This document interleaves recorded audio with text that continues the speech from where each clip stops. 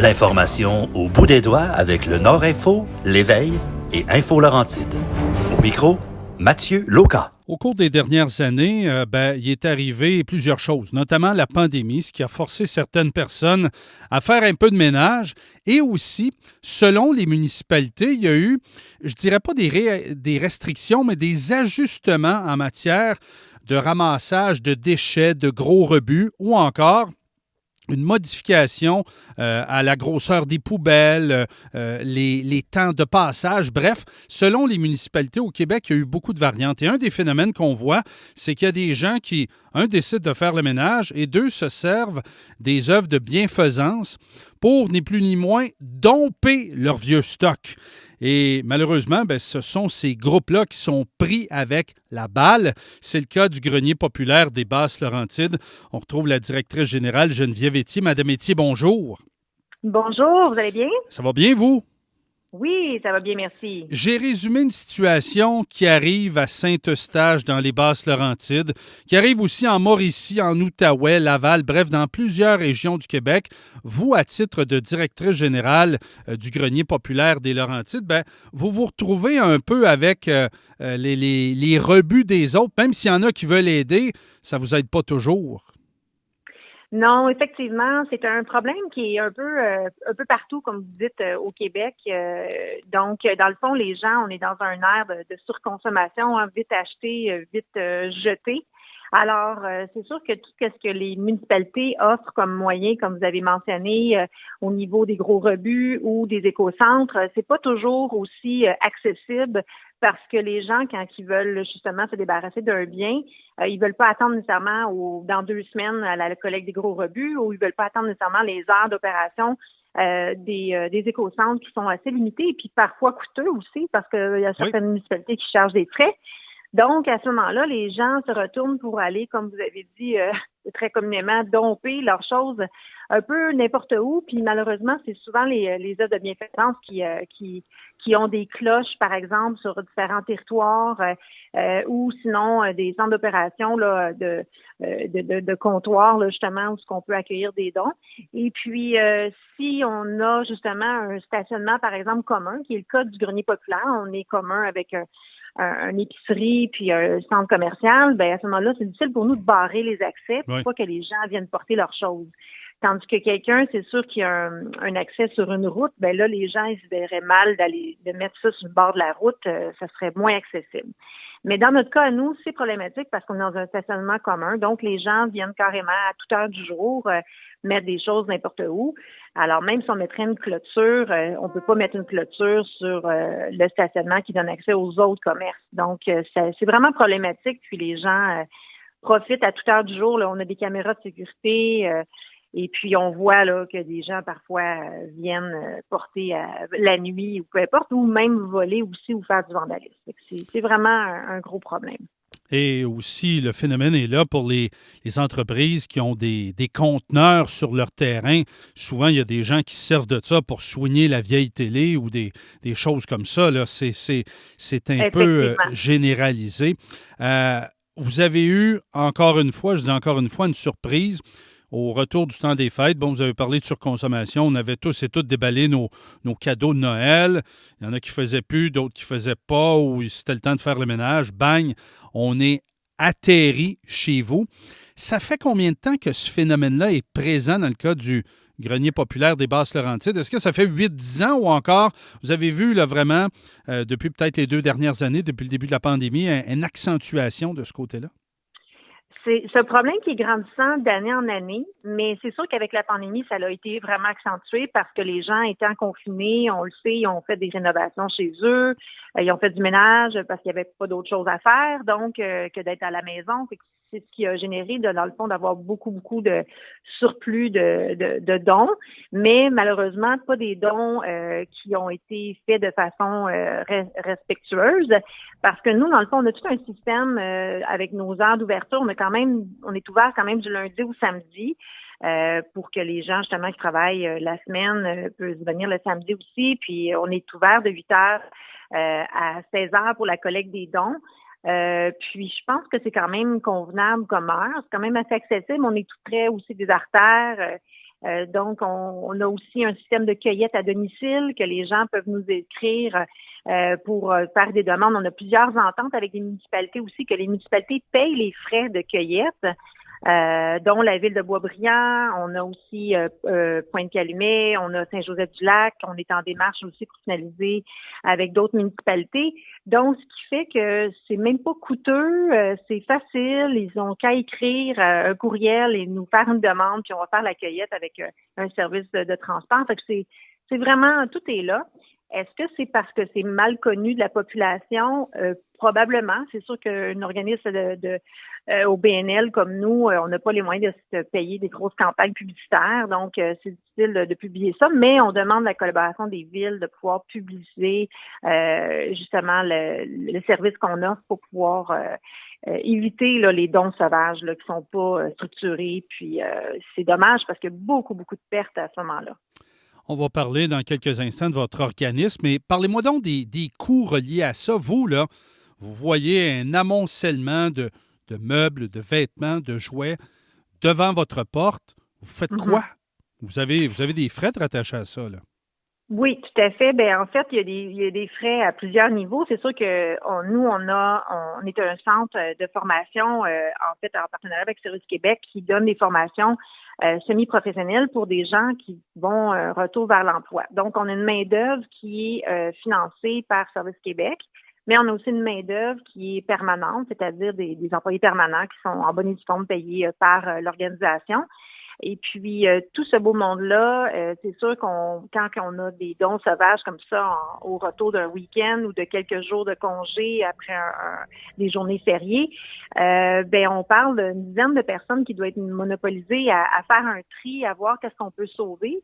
Surtout l'hiver, c'est difficile parce que c'est dans la neige, dans la slush, il y a des choses qui sont carrément plus bonnes, qui ont été contaminées, puis à ce moment-là, on doit les jeter. Fait que c'est sûr que il y a toute cette main-d'œuvre-là qui est à, si on calcule le taux horaire, là, nos gens qui sont subventionnés, sont à salaire minimum, plus nos employés qui sont au-delà du salaire minimum, mais on parle quand même de une opération assez coûteuse si on parle que ça prend au moins un bon 2 heures là, à tout nettoyer avec une dizaine de personnes. Puis après ça, c'est aussi d'aller porter toutes les choses qui ont été contaminées, qui sont plus bonnes, aller porter ça à l'éco-centre. Donc, prendre le camion, l'essence, aller porter ça à l'éco-centre. Parfois, ça nécessite 2 voyages. Fait qu'on on peut imaginer que c'est vraiment plusieurs centaines de dollars, même milliers de dollars là, pour une opération comme ça, parce que justement, ça n'a pas été fait de façon respectueuse. Puis c'est très malheureux. Puis en même temps, c'est décourageant aussi pour la main-d'œuvre. Ouais. Surtout, on est en pénurie de main-d'œuvre en ce moment. On essaie de motiver les gens. C'est de la job un peu plate à faire, là. C'est ramasser des poubelles, c'est pas agréable, puis c'est ça. Fait que quand c'est répétitif, quand c'est une fois de temps en temps, on vit avec, comme dans n'importe quel travail, mais quand c'est répétitif, ça l'use à la longue.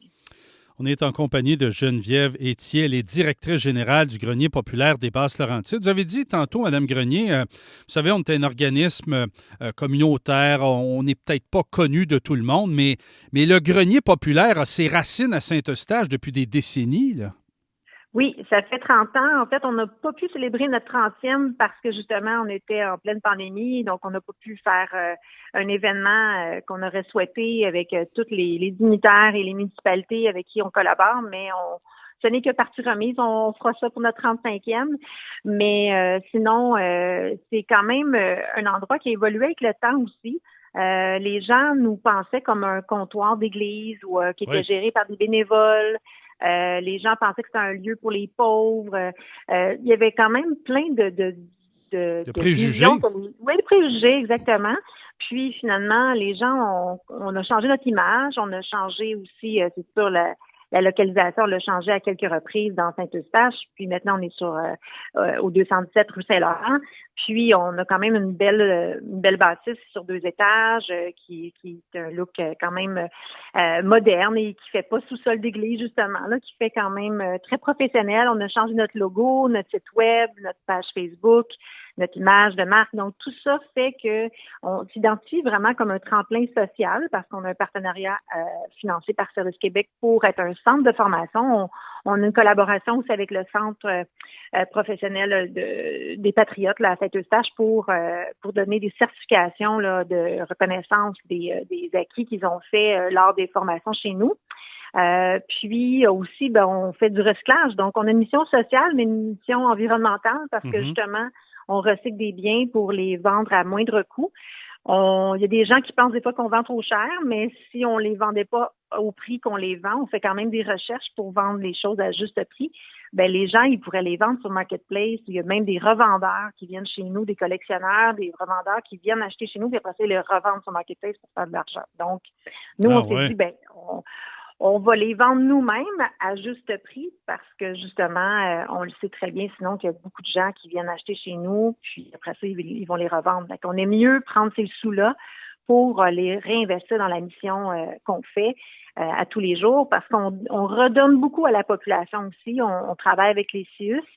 Donc, on a des demandes d'aide de gens qui ont tout perdu, des gens qui sont démunis, qui se sont séparés, des mères monoparentales ou des gens qui ont eu un incendie ou peu importe. Puis, à ce moment-là, on va vraiment les accompagner, les aider à tout redonner ce qu'ils ont besoin, que ce soit vêtements, meubles, vaisselle, etc., quand c'est supporté par une démarche reconnue, d'un organisme reconnu avec un intervenant. Donc ça, on le fait régulièrement. On aide à redonner des dons qu'on a en surplus dans d'autres plus petits comptoirs que nous, parce que nous, on a quand même un assez grand volume. Oui. Donc à ce moment-là, on redonne aux plus petits comptoirs, là, si jamais ils en ont besoin. Ils nous appellent, on collabore avec eux, puis on leur redonne aussi. Fait que ça reste vraiment très communautaire. Très social, comme je disais, puis en même temps avec une vocation environnementale pour éviter ce qu'on met à l'éco-centre, c'est vraiment parce que c'est vraiment brisé, plus bon ou insalubre. C'est vraiment dans ces cas-là qu'on va remettre à l'éco-centre. Vous avez parlé de vêtements, de meubles, de vaisselle. On retrouve quoi également du côté du grenier populaire des Basses-Laurentides? En fait, on a, comme je disais, oui, vêtements, items de cuisine, on trouve vraiment de tout. Je vous dirais que les seules choses qu'on n'a pas, on a, par exemple, au niveau des meubles, on est une des rares organisations qui vend des meubles parce que c'est très coûteux en pieds carrés. Hein. C'est sûr que les autres organismes, ils n'ont pas de meubles, c'est souvent des friperies, puis ils ont quelques items de maison, mais pas des meubles en tant que tel, parce que ça coûte très cher, autant au niveau main-d'œuvre, parce qu'il faut les bouger, là, ces gros divans-là, 3 places et tout ça. Fait que, autant au niveau de la main-d'œuvre qu'en pied carré, c'est quand même une opération plus coûteuse. Camion qui nécessite de voyager tous ces items-là. Mais nous, on le fait parce qu'on sait que c'est un besoin important. Ça l'aide la population à se reloger ou à se retourner de bord ou des étudiants qui partent en appartement, tout ça. On trouve que c'est vraiment nécessaire de le faire pour aider la communauté. Donc, on le fait. Puis, sinon, il y a justement que la mélamine qu'on n'accepte pas parce que la mélamine, ça vieillit mal dans le temps. Là, c'est quelque chose qui est plus difficile. Fait qu'on n'en vend pas de ça puis on les prend pas. Mais sinon, on a aussi des items de collection, comme je mentionnais un peu tout à l'heure, parce que on est vraiment dans un phénomène aussi de population vieillissante. Alors, les gens qui quittent pour aller en CHSLD ou en résidence pour aînés, à ce moment-là, ils se débarrassent de tout le lot. Les enfants, souvent, ils prennent juste quelques objets personnels qui leur est cher à des souvenirs, mais sinon, ils vont vraiment se débarrasser du lot. Et ils nous appellent, c'est très fréquent là, qu'on a des familles qui nous appellent, disent là, on doit vider l'appartement de maman, papa, puis on se débarrasse de tout. Donc, on les accompagne là-dedans là, pour leur dire qu'est-ce qu'ils doivent faire comme ménage et tout ça, puis après ça, qu'est-ce qu'on peut prendre. Puis, il y a des items de collection là-dedans. Il peut y avoir des cadres. On a eu même des cadres là, qui vaut quand même assez cher. Pour vrai? Des objets de collection, parce que il y a beaucoup de gens là-dedans qui étaient des grands collectionneurs de différents items. Donc, à ce moment-là, on se ramasse avec tout ça. On a vraiment des belles trouvailles.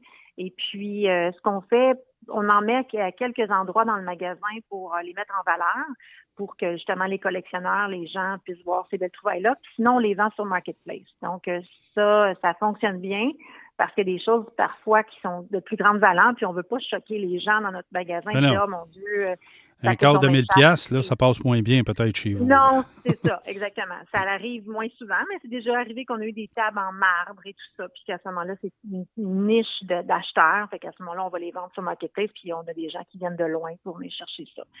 Donc, c'est quand même assez intéressant de ce côté-là. Puis on a une dame bénévole qui vient nous aider à faire des recherches, parce qu'on doit faire des recherches sur Internet pour s'assurer de trouver les bons prix. Avoir le bon prix. Oui, tout à fait. Ça a évolué depuis 30 ans. Moi, je me rappelle, mes grands-parents ont vécu à Saint-Eustache pendant une cinquantaine d'années, là, en fait, jusqu'à leur décès. Et puis, je me rappelle, ma grand-mère, elle disait, bon, ben là, on était porté telle chose au grenier. Et à l'époque, c'était principalement des vêtements. Là, vous venez de nous faire la nomenclature de tout ce que vous avez. Vous avez parlé d'Internet, d'évaluateurs, tu sais, des gens qui évaluent la valeur d'un objet. On se projette où vers le grenier? Ça sera quoi le grenier populaire dans, disons, la prochaine décennie, dans 10 ans? Bien, je pense que après ma barre, moi, pour ma part, j'ai déjà travaillé dans le milieu des résidences personnes âgées, fait que je sais qu'il y a un besoin d'accompagnement au niveau des familles par rapport justement à disposer les biens de façon facile et accessible. Donc ça, je pense que c'est un service qui va grandir au niveau du grenier populaire pour travailler en collaboration avec les CIUS ou avec des résidences pour personnes âgées, tout ça, parce qu'il y a vraiment un besoin de ce côté-là. Fait que ça, on veut accompagner les gens, les familles.